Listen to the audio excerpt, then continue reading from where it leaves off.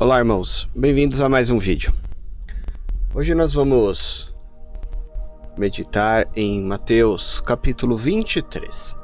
Mas antes de nós escutarmos o que o texto diz, vamos analisar um pouquinho o contexto até chegar ao ponto deste capítulo 23. Já alerto os irmãos que são palavras de Jesus diretamente não só à multidão, mas principalmente aos líderes que ali se encontravam, porque no contexto anterior, esses mesmos líderes, eles estavam inseridos em muitos questionamentos para com Jesus, tentando refutar a sua divindade e refutar a missão que Jesus tinha naquele momento.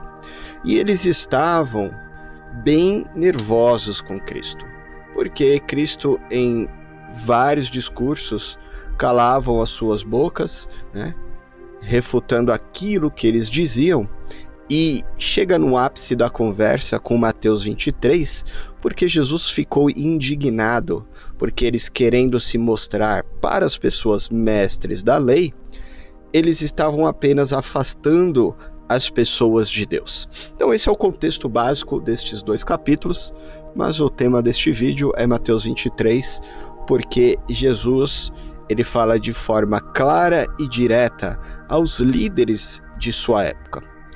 E paz, meus irmãos, que este contexto ele não era apenas para aquela época, mas ele se encaixa muito bem no contexto atual. Vamos ouvir o que diz Mateus 23. Ao término da narrativa deste texto, eu volto para embasar um pouco mais o que Jesus queria dizer. Aproveitando, você que ainda não é inscrito no canal, se inscreva, compartilhe essa mensagem com mais irmãos e deixe o seu like. Mateus, capítulo 23. Jesus dirigiu-se outra vez aos seus discípulos e à multidão que se reunira em torno dele. Os líderes religiosos e os fariseus são professores competentes na lei de Deus. Vocês não erram quando seguem os ensinos deles a respeito de Moisés, mas sejam cuidadosos quanto a segui-los. Eles têm um belo discurso, mas não o vivem. Não o guardam no coração e o desmentem com seu comportamento. É tudo aparência. Em vez de dar a vocês a lei de Deus como se fosse comida e bebida, com as quais vocês poderiam se banquetear no Senhor, eles a amarram em pesados fardos de regras, transformando vocês em animais de carga. Eles parecem ter prazer em vê-los cambalear sob o peso e não movem um dedo para ajudar. A vida deles são contínuos shows de moda, orações enfeitadas com mantas num dia e preces floreadas no outro. Eles fazem questão de sentar-se à cabeceira da mesa nos jantares, primam por posições de destaque, enfeitam-se com o brilho da bajulação pública, colecionam títulos honoríficos e querem ser tratados por doutor e reverendo. Não permitam que eles também ponham vocês nesse pedestal, porque há um único mestre e todos vocês são alunos. Não elejam especialistas na vida de vocês, permitindo que lhes digam o que fazer. Reservem essa autoridade apenas para Deus. Deixem que Ele diga a vocês o que fazer. Ninguém mais deve ter o título de pai.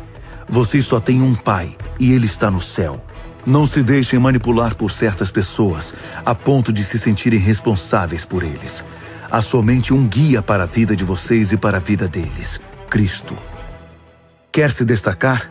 Humilhe-se, seja um servo. Se ficar inflado de orgulho, será arrastado pelo vento. Mas se estiver satisfeito em simplesmente ser você mesmo, você terá vida plena. Não aguento mais vocês, líderes religiosos e fariseus. Vocês são um caso perdido, impostores. A vida de vocês é uma enorme barreira para o reino de Deus. Vocês se recusam a entrar e não permitem que outros entrem. Vocês, líderes religiosos e fariseus, são um caso perdido, impostores. Viajam meio mundo para fazer um convertido e depois que conseguem, o transformam numa réplica de vocês mesmos, duplamente condenado. Vocês são um caso perdido, um poço de estupidez e arrogância. Vocês dizem, se alguém faz uma promessa com os dedos cruzados, ela não vale nada. Mas se jurar com a mão sobre a Bíblia, então é sério. Quanta ignorância! O couro da Bíblia é mais importante que a pele das suas mãos? Que tal esta bobagem? Se você aperta a mão de alguém quando faz uma promessa, a promessa não tem valor. Mas se levanta as mãos tomando Deus por testemunha, então ela é válida. Que disparate! Que diferença faz apertar ou levantar as mãos? Promessa é promessa. Que diferença faz se ela foi feita dentro ou fora de uma casa de adoração? Promessa é promessa. Deus está presente, observando tudo e chamará vocês à responsabilidade. Vocês, líderes religiosos e fariseus, são um caso perdido, impostores. Mantêm registros contábeis meticulosos, dão dízimo de cada centavo que ganham, mas no essencial da lei de Deus, coisas como justiça, compaixão e compromisso absolutamente básicas, vocês deixam de lado sem nenhum remorso. A atitude cuidadosa tem o seu valor, mas o essencial é indispensável. Vocês não imaginam quão tolos parecem escrevendo uma história de vida equivocada do princípio ao fim, nessa preocupação com pontos e vírgulas? Vocês, líderes religiosos e fariseus, são um caso perdido, impostores. Vocês dão polimento ao exterior de suas taças e vasilhas para que possam brilhar ao sol, enquanto o interior está sujo com sua cobiça e glutonaria.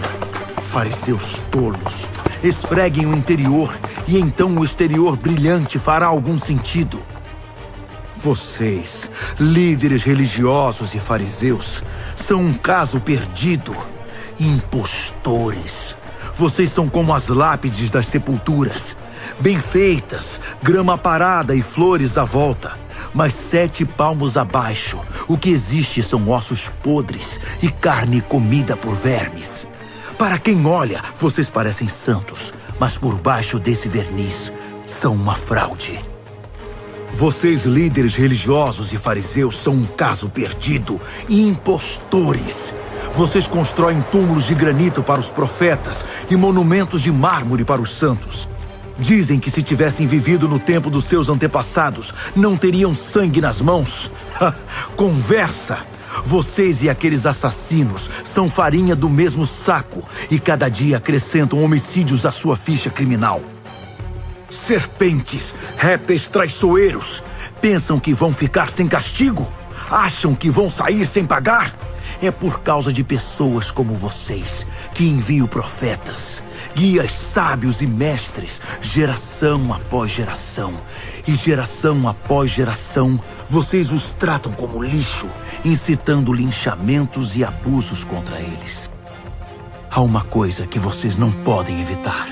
Cada gota de sangue justo derramada na terra, começando pelo sangue de Abel, um homem bom, até o sangue de Zacarias, filho de Baraquias, assassinado por vocês enquanto orava, está sobre a cabeça de vocês. Afirmo que tudo isso será cobrado desta geração. Jerusalém, Jerusalém, assassina de profetas, matadora dos mensageiros de Deus. Quantas vezes desejei abraçar seus filhos como a galinha recolhe seus pintinhos debaixo das asas, mas você não quis. Agora está desolada, não passa de uma cidade fantasma. O que mais posso dizer? Apenas isto. Estou de saída. Da próxima vez que me virem, vocês irão dizer: "Oh, ele é um bendito do Senhor e está vindo para instituir o governo de Deus."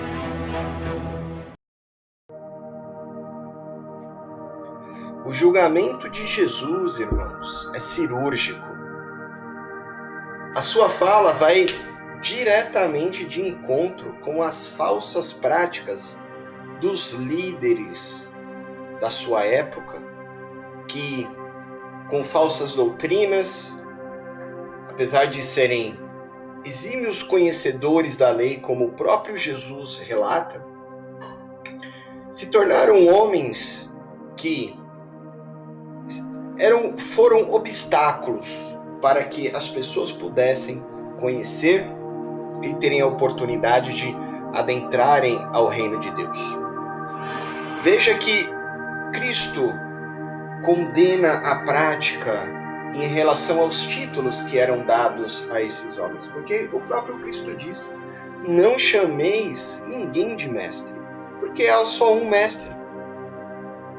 Então veja que aqueles homens estavam colocando fardos pesados, práticas rituais pesados na vida das pessoas, que praticamente eram impossíveis de elas cumprirem e terem o resultado desejado, causando-lhes frustrações. E é muito coerente quando nós vemos que a obra de Cristo trouxe essa graça, pois ele morreu por mim e por você, para que possamos não ter mais este fardo pesado da lei. Mas a lei ela é muito importante, porque sem a lei o Senhor não teria vindo, sendo que o próprio Jesus foi um homem que cumpriu toda a lei. Ele mesmo declara desta forma, porque a lei, os salmos e os profetas anunciavam a vinda do Salvador. Porém, a indignação de Jesus contra esses falsos líderes era notória, irmãos. E o que eu quero chamar a atenção aos irmãos, que não é diferente de hoje. As práticas que nós presenciamos, vivemos, e estamos inseridos nesse sistema religioso, um falso evangelho que é pregado, que não traz a verdade do reino de Deus. Porque Cristo aqui, no contexto anterior, capítulo 21, 22, ele estava dando uma demonstração do reino que havia de vir. O reino que havia se iniciado com a pregação de João Batista anunciando a vinda deste reino. Este reino que vai ser consumado na vinda e glorificação dos salvos, para que esses possam reinar com Cristo durante 1000 anos. Porém, a fala de Jesus, irmãos, como eu disse no início, é cirúrgica. Vai tocar em pontos precisos, na ferida desses homens que, pelas suas vestes, pela sua postura, pelo status que eles possuíam, eles subjugavam as pessoas. E não é diferente do dia de hoje. Quantos fardos as pessoas querem nos colocar, dizendo que se não fizermos tal coisas ou não obedecermos às suas ordens, aquilo que eles instruem, Deus vai colocar ou pesar a mão sobre a vida do desobediente. Era isso que Jesus ele estava confrontando, irmãos. Jesus estava confrontando a hipocrisia dessas pessoas. E hoje não é diferente. Então que esse texto, irmão, que você possa ouvir, ler na sua Bíblia e notar que esse confronto, ele é vivo nos dias de hoje e nós devemos ser aqueles que buscam o conhecimento da palavra, o conhecimento da verdade, para que possamos ter as armas necessárias para nos proteger desses ataques, desses homens e mulheres que pregam um falso evangelho, que pregam uma falsa doutrina, doutrina que não está escrita, doutrina que vem da imaginação e da concupiscência da carne, porque eles são gananciosos por status, posição, grandeza, coisas que o próprio Cristo abriu mão, porque ele se destituiu da glória para salvar a minha e a tua vida. Então, meu irmão, que fique uma reflexão, para que você possa meditar, conhecer mais a palavra do Senhor e ver o quão enganado muitos estão e até decepcionados, achando que Deus tem culpa dessas coisas. Mas não, irmãos, o culpado é o próprio homem, com a sua natureza pecaminosa.